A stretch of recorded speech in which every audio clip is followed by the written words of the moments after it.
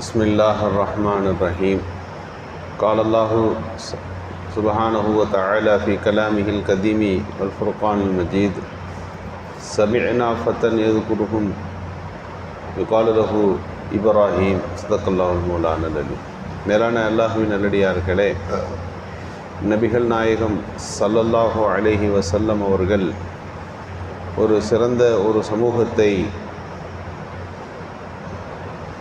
ஒரு மனித குலத்தை உருவாக்கினார்கள் என்று சொன்னால் அந்த சமூகத்தினுடைய மாற்றத்திற்கு மிக முக்கியமான காரணிகளாக இருந்தவர்கள் இளைஞர்கள். நபிகள் பெருமானார் ஸல்லல்லாஹு அலைஹி வஸல்லம் அவர்களிடத்தில் அந்த சஹாபிய பெருமக்கள் தங்கள் திறமைகளை எந்த வகையில் பயன்படுத்தி கொள்ள முடியுமோ அந்த வகையில் தங்களை பயன்படுத்தி கொள்வதற்கு பெருமானாருக்கு முன் வந்து நின்றார்கள். ஒரு சஹாபிக்கு யுத்தகலங்கள் பயிற்சியாக இருந்தன. இன்னும் சில சஹாபிகளுக்கு எழுத்து பணிகளும் இதுபோன்ற பணிகள் சிறப்பு உடையதாக இருந்தது.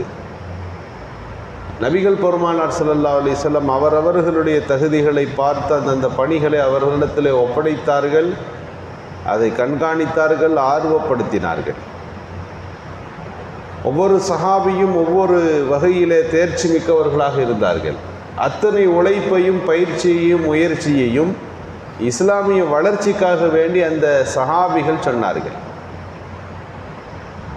ரிஜாலுல்லா, அல்லாஹ்வுடைய மனிதர்கள் அவர்கள். எப்படி அல்லாஹ் வழிகாட்டுவதற்கு சிலவற்றை நமக்கு அமைத்திருக்கிறானோ அதுபோல அந்த சஹாபிய பெருமக்கள் மிகச்சிறந்தவர்கள்.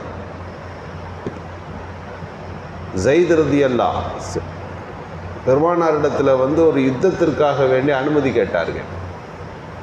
ரசூலுல்லாஹ் வேணான்ட்டாங்க, மறுத்து விட்டார்கள். அப்போது அவருடைய தாயாரிடத்தில் போய் ஸைத் ரலியல்லாஹு சொல்லுகிறார்கள், நான் யுத்தத்துக்கு போகலான்னு நினச்சேன், ரசூலுல்லாஹ் வேணான்னு சொல்கிறாங்க. அப்போது அந்த தாயார் சொன்னார், உனக்கு நன்றாக ஒன்றை புரிந்து கொள்வதற்கும் படிப்பதற்கும் எழுதுவதற்கும் நீ ஆற்றல் பெற்றவராக இருக்கிறாய். உன் எழுத்தும் படிப்பும் மார்க்கத்துக்கு ஏதாவது உதவ முடியுமா என்று நீ பார். ரசூலுல்லாஹி ஸல்லல்லாஹு அலைஹி வஸல்லம் அவர்களுக்கு அந்த பணிகளில் ஏதாவது உதவி செய்ய முடியுமா என்று நீ உன் கவனத்தை செலுத்து என்றார்கள். ரசூலுல்லாஹி ஸல்லல்லாஹு அலைஹி வஸல்லம் இடத்துல ஸைத் ரலியல்லாஹு அறிமுகமாகிறார்கள். தன் திறமைகளை பற்றி சொன்னபோது ரசூலுல்லாஹ் கேட்டாங்க, யூதவர்களிடம் பேசுகிற போது அந்த மொழி தெரிவதில்லை, அவங்க லெட்டரை படிக்க முடியறதில்லை, அவங்க என்ன சொல்லுகிறார்கள் என்பது நம்மால் சில நேரங்களில் யூகிக்க முடிவதில்லை, நீங்கள் சுரியானி மொழி போய் படிச்சுட்டு வாங்கன்னாங்க நபி ஸல்லல்லாஹு அலைஹி வஸல்லம். அவர்கள் சுரியானி மொழியை 15 தினங்களில் படித்து விட்டு வந்தார்கள். பெருமானாருடைய எழுத்தாளராக ரசூலுல்லாஹ் பக்கத்திலே உட்கார்ந்தாங்க. யூதவர்கள் பேசினால் பெருமானார் ஸல்லல்லாஹு அலைஹி வஸல்லம் அவர்களுக்கு அதை தர்ஜுமா எடுத்து சொல்லுகின்ற, சில விஷயங்களை புரிய வைக்கின்ற, பெருமானார் தேவைப்படும் போது லெட்டர் எழுதுகிற சொன்னாங்கன்னா அந்த மொழியில் லெட்டர் எழுதுகின்ற, ஏதாவது ஒரு கடிதம் வந்திருந்தால் பெருமானாருக்கு அந்த கடிதத்தை படித்து காட்டுகின்ற பணியை மேற்கொண்டார். எத்தனைய ரகசியங்கள் எல்லாம் வரும். ஒரு யுத்த ரகசியங்கள் வரலாம். ஒரு பகுதியை குறித்து ஏதாவது ஒரு கண்ணோட்டம் ரசூலுல்லாஹ்வுக்கு இருக்கும், அது சம்பந்தமாக எழுதி யாருக்கும் அனுப்பலாம். அவ்வளவு நம்பிக்கைக்குரியவராக ஸைத் ரலியல்லாஹு ரசூலுல்லாஹ்வுடனே இருந்தார்கள். ரசூலுல்லாஹி ஸல்லல்லாஹு அலைஹி வஸல்லம் காலத்துக்கு பிறகு ஒரு பெரிய பிரச்சனை வந்துச்சு. இப்போ யுத்த களங்களில் முஸ்லிம் ஹாஃபிதுகள் கொல்லப்பட்டார்கள். இஸ்லாமிய அந்த நிகழ்வுகளிலே மிக முக்கியமானது திருக்குரானை மனனம் செய்து வைத்திருக்கிற ஒரு பிரிவு, குரானை பாதுகாத்திருந்தவங்க. அவங்க யுத்த காலத்தில் 50, 80 என்று குரானை மனனம் செய்வர்கள் மௌத்தாயிட்டே இருந்தாங்க. அப்போ ஒரு சமுதாயத்தில் ஒரு பிரச்சனை வந்துச்சு. இப்படியே குரானை விட்டுட்டா அது மனப்பாடம் பண்ணவங்கெல்லாம் மௌத்தா போயிட்டாங்கன்னா இப்போ குரான் எப்படி இருக்கும்? அதை நாம் அடுத்தடுத்து தலைமுறைகள் மனப்பாடம் செய்யணும். அதுக்கு முன்னால் இந்த குரான் எதுன்னு முதல்ல கண்டுபிடிச்சி அதை ஒன்று சேர்க்கணுமா இல்லையா? எல்லாரும் மனப்பாடம் பண்ணியிருக்கிறாங்க, ஹதீஸையும் மனப்பாடம் பண்ணியிருக்காங்க, குரானையும் மனப்பாடம் பண்ணியிருக்கிறாங்க. அரபு பகுதிகளில் ஏதோ அரபு வாசகங்கள் எல்லாம் கூட இருக்கிறது. எது குரான், அது எப்படி கண்டுபிடிக்கிறது? அது யாராவது ஒன்று சேர்க்கணுமா இல்லையா? என்று ஹஜ்ரத் அபூபக்கர் சித்திக் ரலியல்லாஹு சொன்ன உடனே எழுதவும் படிக்கவும் ஆற்றல் மிக்கவராக இந்த ஸைத் ரலியல்லாஹு, இளைஞர், ஒரு வாலிபர், அவ்வளோ பெரிய பொறுப்பை கொடுத்தாங்க. ஸைத் ரலியல்லாஹு சொல்லுகிறார்கள், கனத்த ஒட்டக எலும்புகளில் எழுதப்பட்ட குரானின் வாசகங்களை நான் வீடு வீடாக நான் கொண்டு வந்து சேர்த்து கொண்டே இருந்தேன். ஓலைகள், பட்டைகள், இது போன்ற எல்லாவற்றிலும் எழுதப்பட்ட குரானை ஃபுல்லாக யாரிடமெல்லாம் குரான் என்று வைத்திருக்கிறார்களோ அத்தனையும் எடுத்து ஒன்று சேர்த்து விட்டு எதெல்லாம் இருக்கிறது, திரும்ப திரும்ப எது வருகிறது என்று அவர்கள் ஒன்று சேர்த்து இதுதான் குர்ஆன் என்று இந்த சமுதாயத்திற்கு ஒப்படைத்தவர்கள் ஸைத் ரலியல்லாஹு. இவைகள் ஹதீஸுகள், குர்ஆன்னா இவ்வளவுதான். இதை தாண்டி ஒரு வசனம் தப்பித்து போகவில்லை. நபிகள் பெருமானாருடைய வாழ்நாளில் இறக்கப்பட்ட வசனங்கள் இவைகள் தான் என்று நமக்கு எடுத்து வைத்தவர்கள் ஸைத் ரலியல்லாஹு. பின்னாட்களில் அவர் எடுத்து வச்சாங்க இல்லையா, இதுதான் குர்ஆன்னு சொன்னாங்க இல்லையா, அதை வரிசைப்படி கோர்வை செய்து புத்தகமாக ஒரு புக் அடிப்படையில் எழுதியது ஹஜ்ரத் உஸ்மான் ரலியல்லாஹுடைய காலத்தில் அது நடந்தது. பிரதியாக எடுத்தாங்க, 2 பிரதிகள் எழுதப்பட்டது.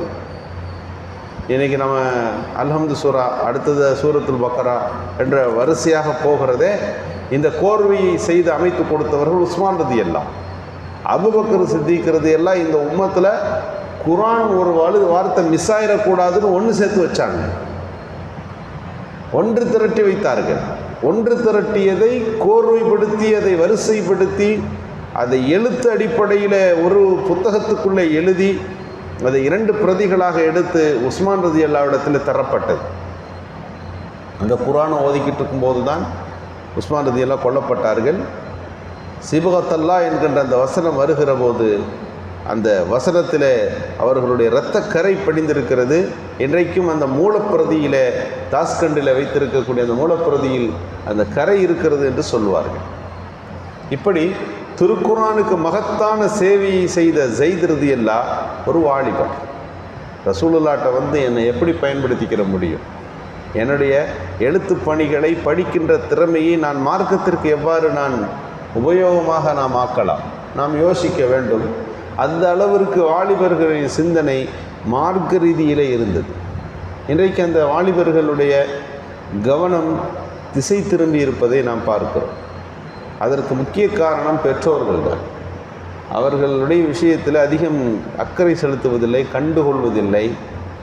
பணம் காசு இருப்பதால் ஒரு பொருள் அவருடைய வயதுக்கு மீறி வாங்கி தரப்படும் என்றால் அந்த குழந்தைகளின் சூழல் எப்படி இருக்கும்? 18 வயசு ஆனால் தான் ஓட்டுநர் அவர்கள் உரிமம் பெற முடியும். அதற்கு முன்பே அந்த வண்டிகளை அவர்கள் ஓட்டுகிறார்கள், அது வேகமாக ஓட்டுகிறார்கள். பைக் ரேஸுகளில் செய்யக்கூடிய வாலிபர்களின் வயது 18 அல்ல, அதை விட கீழே இருக்குது. அவர்களுக்கு அந்த பருவத்திற்கு முன்பே அந்த பொருள் வாங்கி தரப்படுகிறது. செல்ஃபோனை பயன்படுத்துறதுக்கு ஒரு பக்குவமான வயசு வேணும். இன்றைக்கி 10 வயசுலேயே செல்ஃபோன்கள் தரப்பட்டு விடுகிறது. அந்த பொருளை கையாளுவதற்குரிய பக்குவத்தை பெறுவதற்கு முன்பே நாம் அவற்றை வாங்கி தருவதும், அவர்கள் விஷயத்தில் நம்ம கண்டுக்கிறதுல லிபரல், சாதாரணமாக விட்டுறதுங்க, ரொம்பலாம் கண்டிக்கிறது இல்லைங்க என்று பெருமையாக நாம் பேசுகின்ற போது சமுதாயத்தில் அவர்களுக்கு பாடம் நடத்தப்படுகின்றது. வீட்டுக்குள்ளே நாம் சொல்லித்தராவிட்டால் அவர்களுக்கு சமுதாயம் கற்றுக் கொடுக்கும். அந்த அளவிற்கு இன்றைக்கு வாலிபர்களின் போங்கு இருக்கிறது என்று சொன்னால் பெற்றோர்கள் மீது ஒரு பொறுப்பு இருக்கிறது. நபிகள் ஸல்லல்லாஹு அலைஹி வஸல்லம் அவர்கள் காலத்து வாலிபர்களுடைய பயிற்சியும் முயற்சியும் அவர்களுடைய எல்லா திறமைகளும் மார்க்கத்திற்கு எவ்வாறு பயன்பெற முடியும், பயனாற்ற முடியும் என்று அந்த சிந்தனை இருந்ததால் தான் பல்வேறு விஷயங்களை இந்த உம்மத் பிரயோஜனமாக அவர்களிடமிருந்து பெற்றுக்கொண்டது. அதுபோன்ற மார்க்கத்திற்கு பயன் தருகின்ற, மார்க்கத்திற்கு உதவுகின்ற, அல்லாஹ் ரசூலின் பாதையில் தங்களின் சிந்தனைகளை செலவழிக்கின்ற வாலிபர்களை உருவாக்குகின்ற நல்ல தௌஃபீக்கை அல்லாஹ் நல்குவானாக. சுப்ஹானல்லாஹ்.